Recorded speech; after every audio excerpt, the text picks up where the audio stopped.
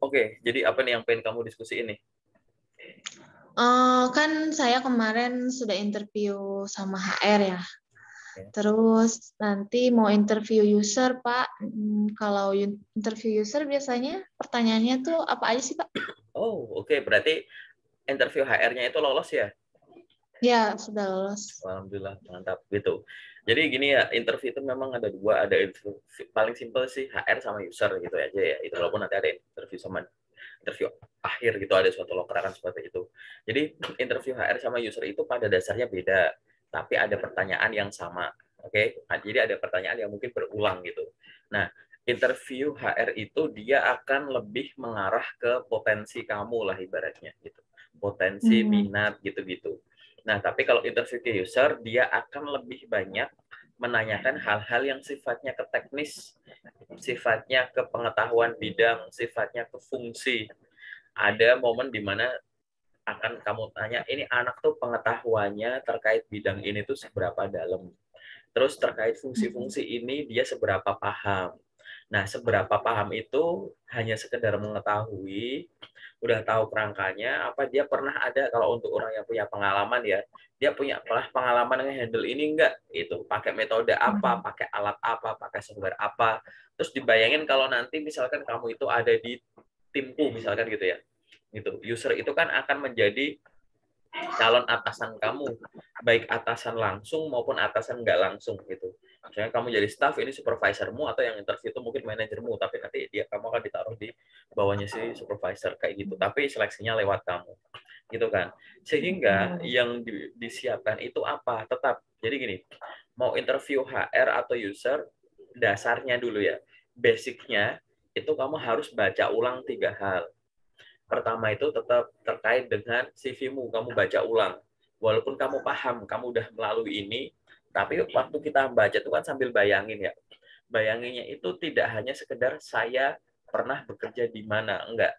Yang kamu bayangin adalah mungkin gitu ya, saya pernah kerja di sini, waktu itu saya fungsinya ngapain aja gitu, diingat-ingat.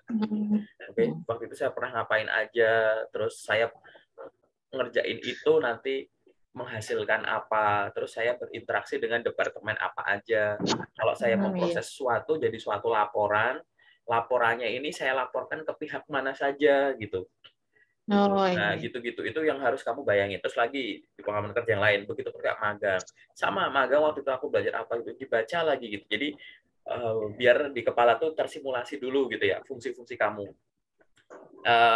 Kita bukan meremehkan bahwa saya ngalamin itu, jadi saya nggak perlu baca CV lagi, enggak. Jadi biar nanti kalau membaca ulang, kamu artinya membuat simulasi di pikiran, sehingga kalau ditanya, kamu jawabannya itu akan lancar, ngalir aja gitu. Kan udah disimulasi di pikiran kan.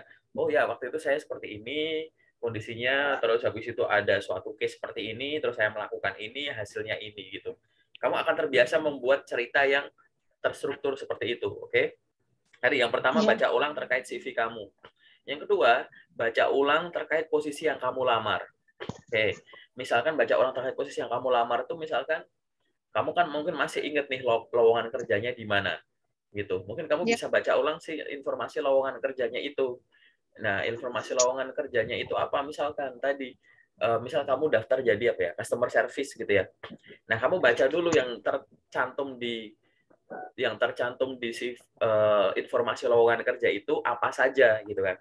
Diingat dulu yang tercantum di info lokernya. Udah, setelah itu kamu riset, googling gitu. Riset terkait apa? Misalkan kualifikasi seorang customer service gitu. Jadi setelah kamu baca ini, kamu googling browsing terkait dengan seorang customer service itu standarnya tuh punya kemampuan apa aja sih gitu. Ya kan? Pertama itu kualifikasi dulu. Yang kedua adalah tugas dan tanggung jawab itu browsing. Jadi kamu browsing kualifikasi dan tugas dan tanggung jawab gitu. Sehingga gunanya apa? Tujuannya itu adalah kamu bisa tahu gitu ya fungsi kualifikasi dan tugas dan tanggung jawab posisi yang kamu lamar tapi secara umum gitu. Oke. Nah, setelah kamu tahu yang secara umum dalam tanda kutip gitu ya, kamu bisa membandingkan dengan apa yang tertulis dan apa yang hasil kemarin sama HR. Mungkin kamu udah dapat informasi tuh waktu itu interview dari HR. Nah, ceritanya tuh bisa kamu lanjutin ke user gitu. Jadi ada gambaran, oh nanti tuh gambarannya tuh, jadi secara general tuh saya tahu customer service tuh harus bisa ini itu. Nanti tugasnya tuh hariannya gini, bulanannya gini, sistemnya gini gitu. Tapi dibandingin dengan yang posisi yang ada tuh kayak kemungkinan nanti ini kan perusahaannya bergerak di sektor ini nih. Nanti kemungkinan saya akan disuruh gini-gini. Itu udah tersimulasi lagi gitu ya. Tadi ya, baca ulang CV, baca ulang terkait lowongan kerja CV. kamu. Nah, yang ketiga adalah baca terkait dengan informasi perusahaan gitu. Iya. Gitu. Informasi perusahaan silahkan paling gampang tuh website dan sosmed resminya gitu. Di website paling nggak tuh kayak visi misinya bergerak di sektor apa, model bisnisnya gimana gitu ya. Mungkin ada unit-unitnya, cabangnya di mana-mana. Terus bisnisnya itu apa? Misalnya kalau dia tuh kayak produsen, distributor apa gimana. Terus misalkan ada sistem gudang-gudang atau cabang-cabang di mana aja. Nah, kamu akan datang di fungsi tadi misalkan bayangin customer service itu untuk apa gitu. Oh, berarti kemudian ada melayani produk seperti ini itu gitu kan. Jadi kamu akhirnya jadi tahu gitu. Jadi lebih tahu terkait dengan ya model bisnis dari si perusahaan ini gitulah ibaratnya kan. Nah, setelah itu kenapa kok ada kombinasi sama sosmednya juga gitu. Biasanya tuh dari sosmed itu kita akan tahu tadi kan ada yang branding gitu ya gitu, branding atau yang selanjutnya itu terkait dengan update perusahaan sekarang gitu. Sekarang tuh perusahaan sedang lakuin apa sih gitu, bisnis apa yang lagi dikembangin, mungkin ada program CSR apa yang lagi jalan, program apa yang akan jalan gitu. Jadi kamu tahu terkait dengan update perusahaan itu sendiri. Nah, ini akan berguna pada saat nanti kalau kamu diinterview sama user tuh dengan gambaran tuh nanti ke depan mau ngapain gitu. Ibaratnya seperti itu. Jadi akan seperti itu. Jadi paling kuncinya itu adalah fungsi jabatanmu dulu. Itu kamu harus menguasai. Memang dalam arti menguasai itu nggak harus langsung jago, enggak kan ibaratnya mungkin kamu pernah satu belum pernah ada di posisi itu, ya kan? Kedua, mungkin kamu sudah pernah ada di posisi itu, misal dulu pernah jadi customer service, sekarang pernah jadi customer service, tapi kan nggak sama persis gitu. Gitu. Tapi Iya. paling nggak konsep-konsep dasar seorang customer service kamu udah Tahu. tahu, dan kamu tuh orangnya pada saat di interview itu mau belajar gitu ya, dan kamu memang punya ya tadi udah muncul ya kemampuan-kemampuan kamu itu ya. Misalkan kayak customer service itu ya harus ramah, komunikatif yang baik gitu ya. Tetap senyum walaupun mungkin ketemu orang langsung atau cuma misalkan kamu jadi kayak tele gitu, ya semuanya itu gitu, dan kamu tahu itu. Kalau nanti posisi kamu hubungannya tuh sama orang yang akan memimpin suatu tim gitu ya. Jadi misalkan kayak kamu jadi tim leader atau kamu jadi supervisor gitu ya. Nah, di situ pada saat interview itu dengan user itu akan silahkan dimunculkan sifat-sifat yang hubungannya dengan kamu tuh punya jiwa leadership gitu.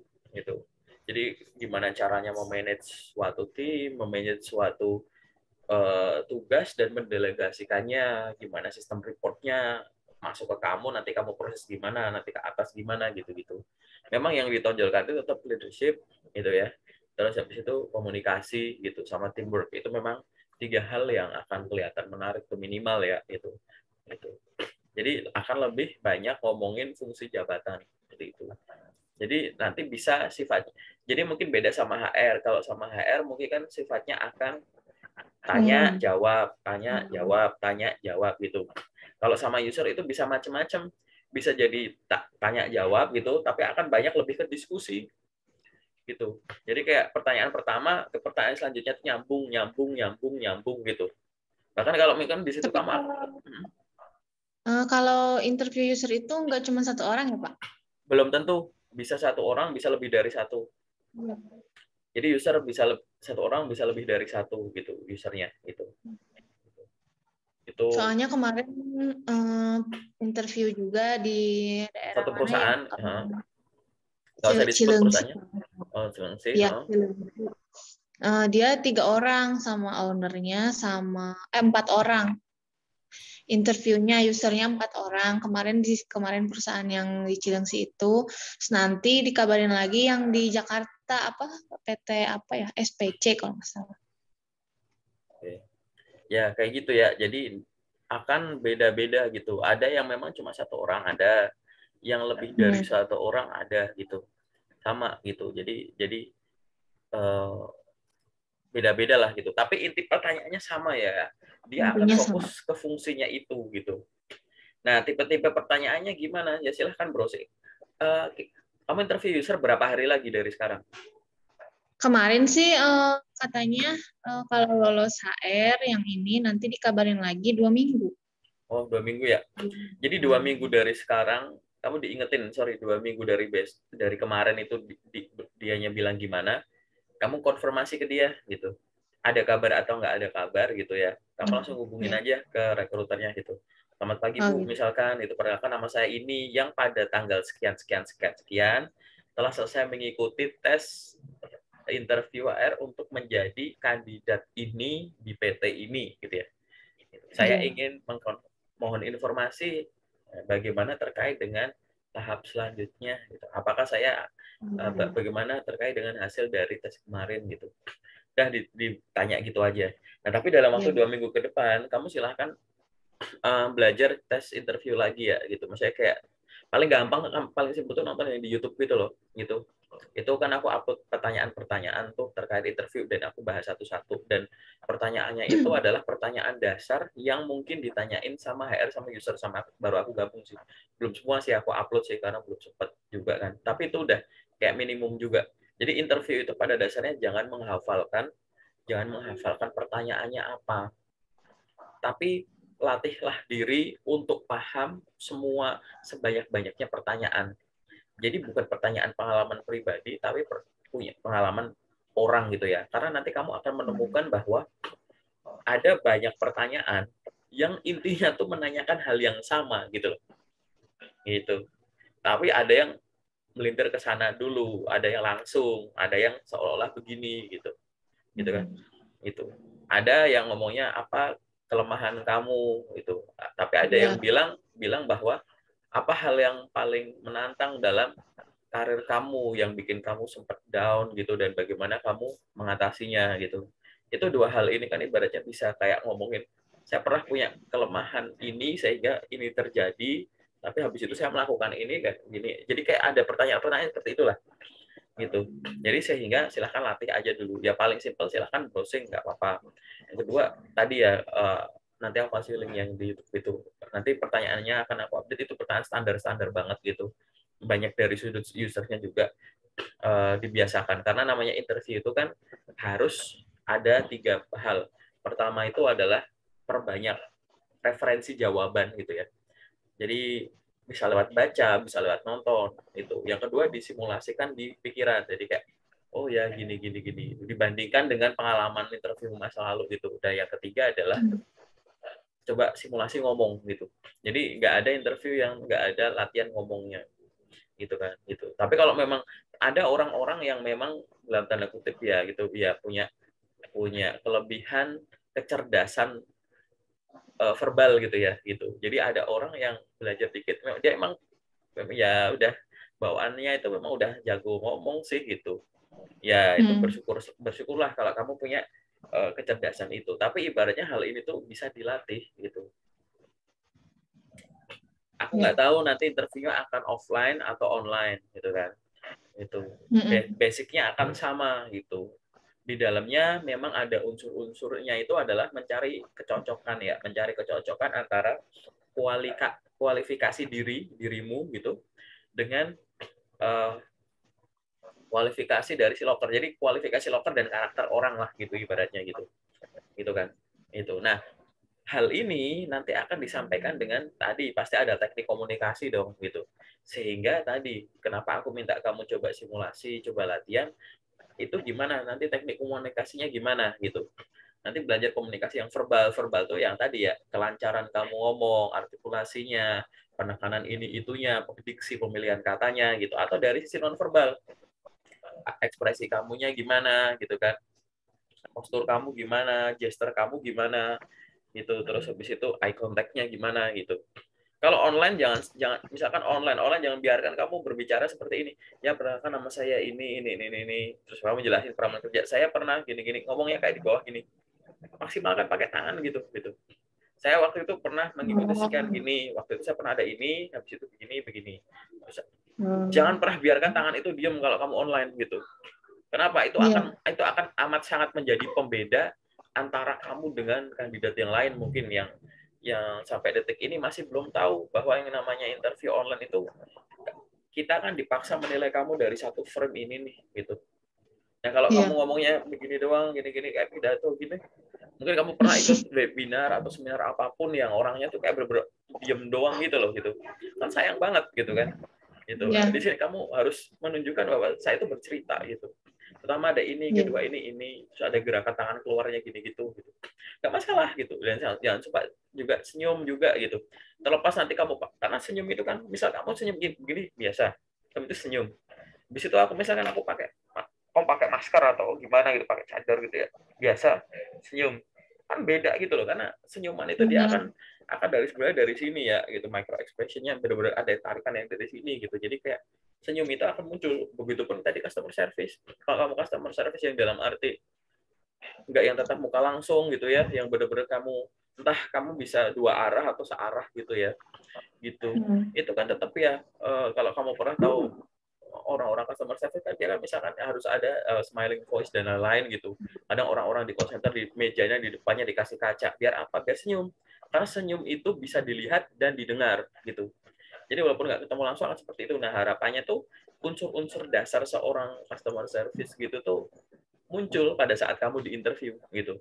Jadi dalam arti orang dia ngobrol sama aku aja muncul gitu. Berarti sama customer Iya. kayak gini gitu.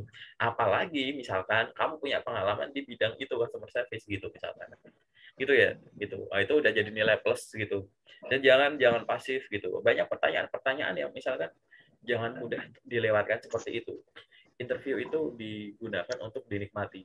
Jadi jangan buru-buru kayak aduh ini mau kelar nih gitu. Enggak gitu. Jadi kayak takut, panik, Grogi, ditanya Pak. grogi gitu. Udah ngobrol sama orang aja gitu. Ada yang ngomong waktu itu tipsnya, ini tips dari teman-teman yang lain misalkan, aku nganggep orangnya tuh kayak temen gitu. Ada gitu. Ada yang ngomong aku nganggep bahwa di interview ini aku gagal gitu. Jadi orang tuh ada yang punya mental gitu. Aku nganggap interview ini aku gagal dan ini adalah kesempatan terakhirku ngobrol sama dia. Nah, aku bayangin aku mau ngobrolin apa. Jadi kayak nggak ada beban gitu. Gitu. Ada Iya. yang bilang gitu. Jadi aku udah punya mental kalah dulu aja.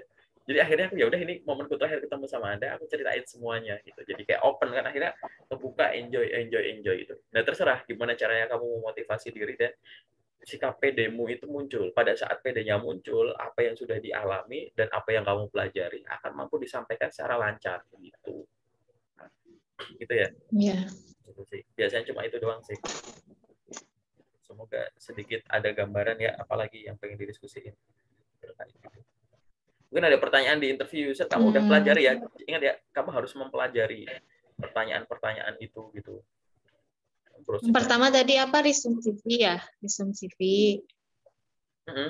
Terus Baca fungsi baca CV, baca ulang CV, habis itu baca lokernya, baca ulang lokernya, terus browsing-browsing terkait posisi yang dibuka, perusahaan. Ya. definisi umum terkait terkait kualifikasi dan apa namanya job desk-nya gimana. Terus yang ketiga adalah baca soal perusahaan, riset soal perusahaan di website maupun di sosmednya. Paling gampang ya sosmed ya di Ya. LinkedIn-nya gimana, terus mungkin di IG-nya gimana. Kan nanti kan di IG itu mungkin ada foto-foto karyawan-karyawannya, kan bisa bayangin budaya kerjanya gimana, gaya perpakaiannya gimana, gaya interaksinya gimana gitu.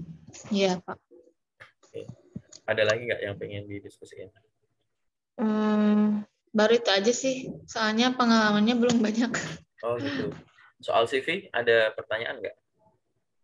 Iya, soal CV itu kadang saya kan suka ngelamar ke banyak gitu ya, Pak. Tapi yang manggil tuh kadang cuma satu, dua gitu. Jadi kayak mereka tuh apa nggak melihat berkas-berkas kita atau saking banyaknya orang yang melamar atau gimana itu, Pak?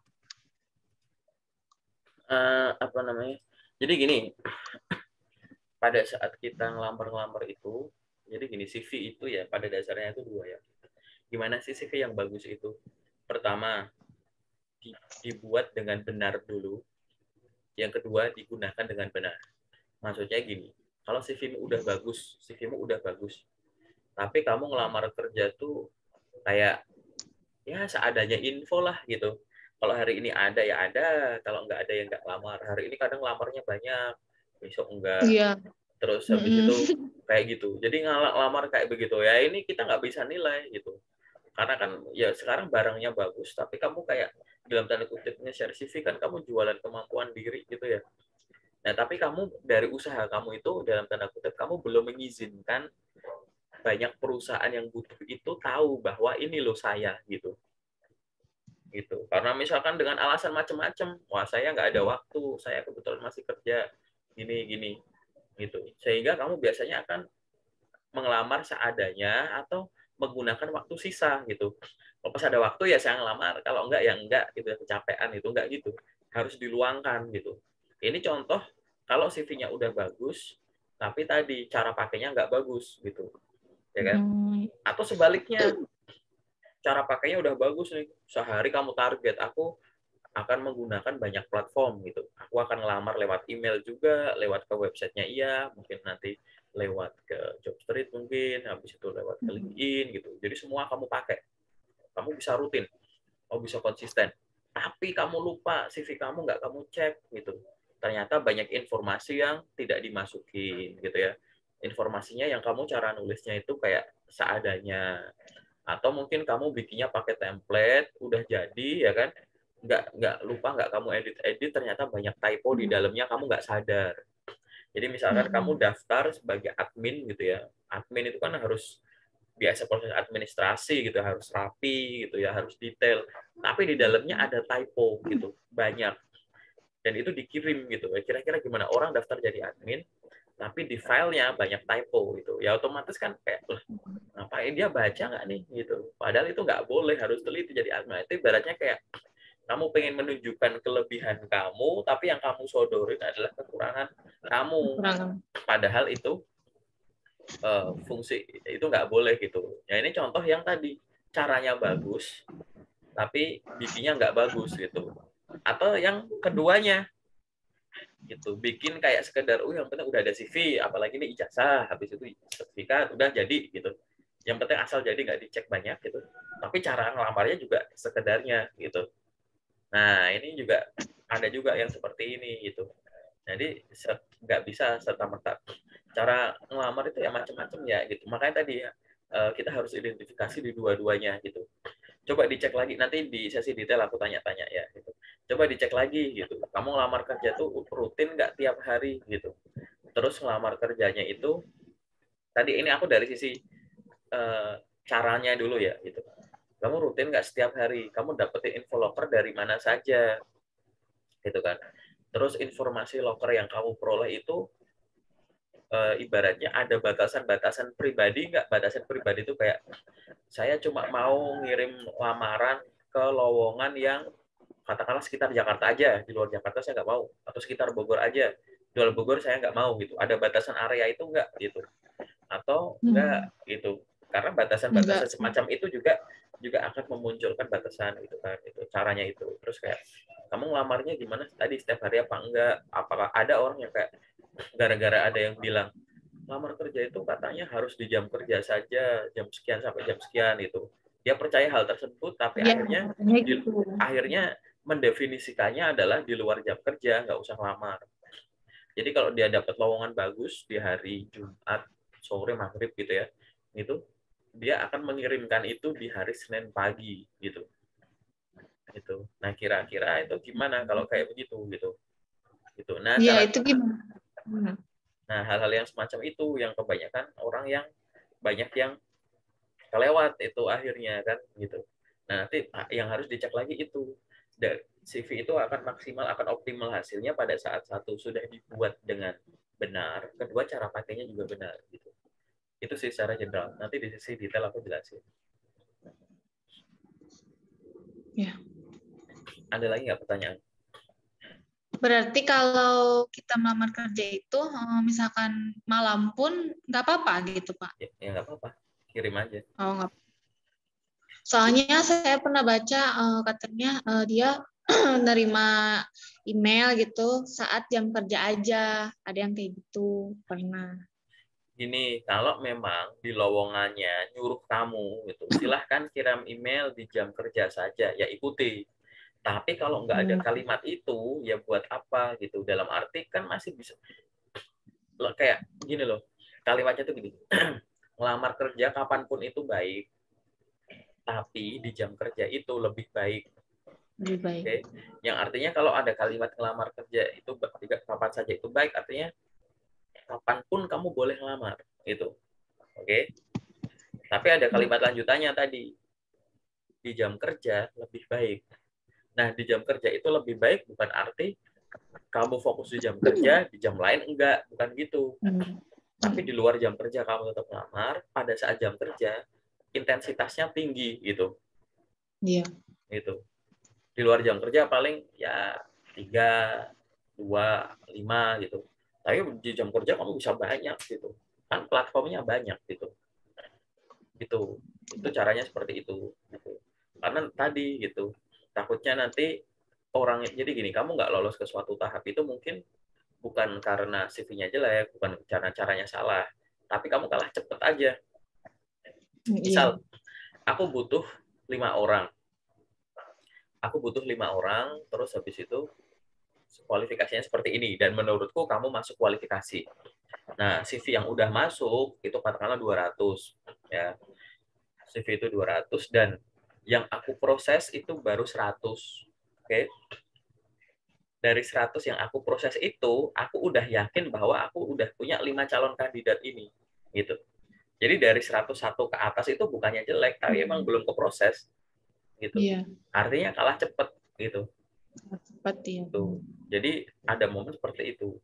Nah, cara semacam makanya kalau ada yang bilang di luar jam kerja itu jangan atau nggak baik, ya menurutku itu kurang tepat.